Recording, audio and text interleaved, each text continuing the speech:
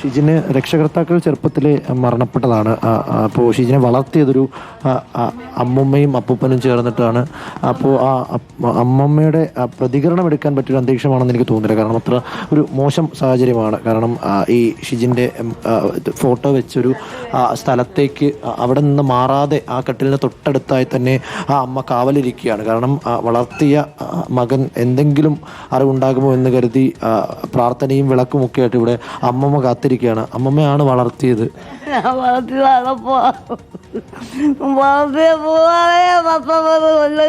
എന്റെ പൂര കത്തില്ലേ ഞങ്ങൾ കാവിക്കൊണ്ട് കളയാറില്ലേ പാപ്പനെ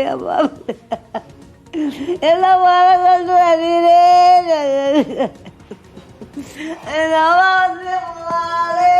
പ്രതികരണം എടുക്കാൻ പറ്റുന്ന അന്തരീക്ഷമല്ല അരുൺ. കാരണം അത്രയധികം വൈകാരികമാണ് ഈ പ്രദേശവും ഈ നാടും എല്ലാം. ഇപ്പോൾ അപ്പാപ്പനും അമ്മാമ്മയും ചെറുപ്പത്തിലെ ഏതാണ്ട് 8 വയസ്സ് 9 വയസ്സുള്ള സമയത്താണ് ഷിജിൻ്റെ മാതാപിതാക്കൾ മരണപ്പെടുന്നത്. അപ്പാപ്പനും അമ്മാമ്മയും ചേർന്നാണ് ഷിജിനെ വളർത്തി വലുതാക്കിയതും ജോലിക്ക് ഉള്ള കാര്യങ്ങളെല്ലാം ചെയ്തത്. അപ്പാപ്പൻ തെരച്ചിലൊക്കെ നടക്കുന്നുണ്ടോ? എനിക്ക് പോകാനും പിടിക്കാനൊന്നും പറ്റത്തില്ല. സ്ഥലത്ത് കാലും കൈകൊണ്ടും വയ്യാത്ത ഞാനാണ്. ഈ പിള്ളേരെ കണ്ടാണ് നമ്മൾ ജീവിക്കുന്നത്. അങ്ങനെയുള്ളവനാണ് ഞാൻ. ഇരുന്നപ്പോഴാണ് അവൻ പണിക്ക് പോകാനായിട്ട് പോയത്. എങ്ങനെ പോയെന്നുള്ളത് നമുക്ക് അറിഞ്ഞൂടാ. ഇതുവരെ ആളിനെ കണ്ടെത്തുന്നുമില്ല.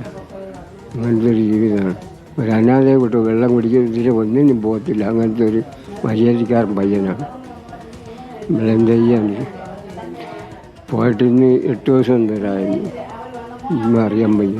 ഇതുവരെ ഉണ്ടോ ഇല്ലെന്ന് കല്ലടയിലുണ്ടോ ഇന്നും പറഞ്ഞ് പരിശോധിച്ചിട്ട് അതൊന്നും തെളിയുന്നില്ല.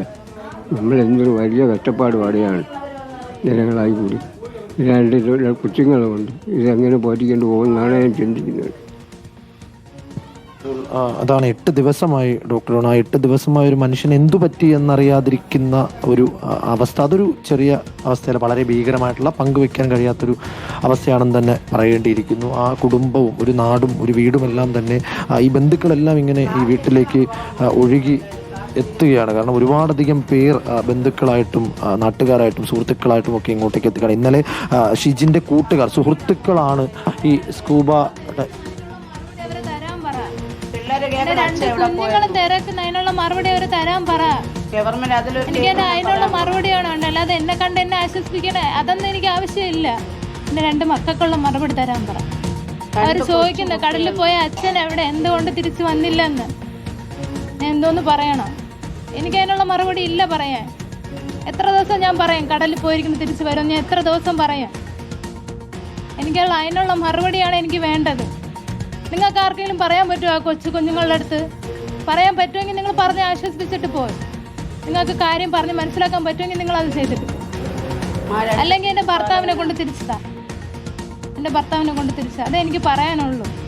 ഞാൻ എല്ലാവരുടെ അടുത്തും പറഞ്ഞ് എനിക്ക് പറ്റണില്ല. ഇതാണ് അരുൺ. ഈ കുഞ്ഞുങ്ങളോട് എന്ത് മറുപടി പറയുമെന്ന ചോദ്യത്തിന് നമുക്കും ഉത്തരമൊന്നുമില്ല. കാരണം അത്രയധികം ഇമോഷണലാണ് ഇവരെല്ലാം തന്നെ. 8 ദിവസമായി ഷിജിനെ കാണാതായിട്ട് ആ ഇടയ്ക്ക് കല്ലിനിടയിൽ കുടുങ്ങിയിട്ടുണ്ടാകുമെന്ന സംശയത്തിൻ്റെ പുറത്ത് ഇവിടുത്തെ മത്സ്യത്തൊഴിലാളികൾ തന്നെ ഒരു തെരച്ചിലിനിറങ്ങിയിരുന്നു. ഇന്നലെ ഷിജിൻ്റെ സുഹൃത്തുക്കളായിട്ടുള്ള സ്കൂബ ഡൈവർമാർ അവർ സ്വന്തം നിലയ്ക്ക് മുൻകൈയെടുത്ത് അവർ മുന്നോട്ട് വന്ന് ഇവിടെ സ്കൂബ ഡൈവിംഗ് നടത്തിയിരുന്നു. പക്ഷേ ഈ കടലിലെ കലക്കൽ കാരണം കടലിലെ അടിയിലെ മണ്ണിൻ്റെ അംശമൊക്കെ ചേർന്ന് കലങ്ങി കിടക്കുന്ന കാരണം കാണാൻ പറ്റാത്തൊരു ദൃശ്യം ലഭിക്കാൻ പറ്റാത്തൊരു പ്രശ്നമുണ്ടായിരുന്നു. അതോ തുടർന്ന് അവർ ആ 3:30 ആ തെരച്ചിൽ അവസാനിപ്പിക്കുകയായിരുന്നു. ഇപ്പോഴും അവരുടെ ഒറ്റ ആവശ്യം മാത്രമാണ് തങ്ങളുടെ മകൻ, തൻ്റെ ഭർത്താവ്, ഈ കുഞ്ഞുങ്ങളുടെ അച്ഛൻ ഇപ്പോൾ എവിടെയുണ്ട്, ജീവനോടെ ഉണ്ടോ ഇല്ലയോ എന്ന കാര്യം മാത്രം അറിഞ്ഞാൽ മതി. പലരും വന്നു, സംസാരിച്ചു, കണ്ടു, ആശ്വസിപ്പിച്ചു. എന്തുകൊണ്ട് വേണ്ട ഇടപെടൽ ഉണ്ടാകുന്നില്ല എന്ന ചോദ്യം അമ്മയുടെ അല്ലെങ്കിൽ ആ ഭാര്യയുടെ ഒരു ഒറ്റ ചോദ്യമുണ്ട്. എൻ്റെ ഭർത്താവിനെ എനിക്ക് തരൂ. ഈ 2 കുഞ്ഞുങ്ങളോട് ഞാൻ എന്ത് മറുപടി പറയണം? ചോദ്യം പ്രിയപ്പെട്ട പ്രേക്ഷകരെ ഈ സർക്കാരിനോടാണ്. കടലിൽ പോയാൽ കിട്ടാൻ കുറച്ച് ദിവസങ്ങളെടുക്കും എന്ന് ഒരു ഉത്തരവാദിത്വവുമില്ലാതെ വളരെ ഇൻസെൻസിറ്റീവായ ഒരു മന്ത്രി പറഞ്ഞ നാട്ടിലാണ് നമ്മൾ നിൽക്കുന്നതെന്ന് ഓർമ്മിക്കണം. വിഴിഞ്ഞത്തുനിന്ന്, അതേപോലെ അഞ്ചുതെങ്ങിൽ നിന്ന്, നീണ്ടകരയിൽ നിന്ന് 3 പേരെയാണ് കാണാതായത്.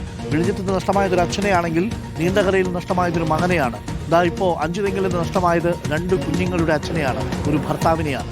ഇവരെയൊക്കെ തിരയാൻ നമ്മുടെ സംവിധാനങ്ങൾക്ക് കഴിയുന്നില്ലെങ്കിൽ, അവരെ തിരിഞ്ഞു പോകാൻ ഹെലികോപ്റ്ററുകൾക്ക് പറന്നുയരാൻ പറ്റുന്നില്ലെങ്കിൽ, നമ്മുടെ നാട്ടിൽ എല്ലാ മക്കൾക്കും അപ്പന്മാർക്കും അമ്മായിപ്പന്മാർക്കും ഒരേ വില അല്ലെങ്കിൽ നാട്ടുകാർ ഇങ്ങനെ ചോദിച്ചുകൊണ്ടേയിരിക്കും.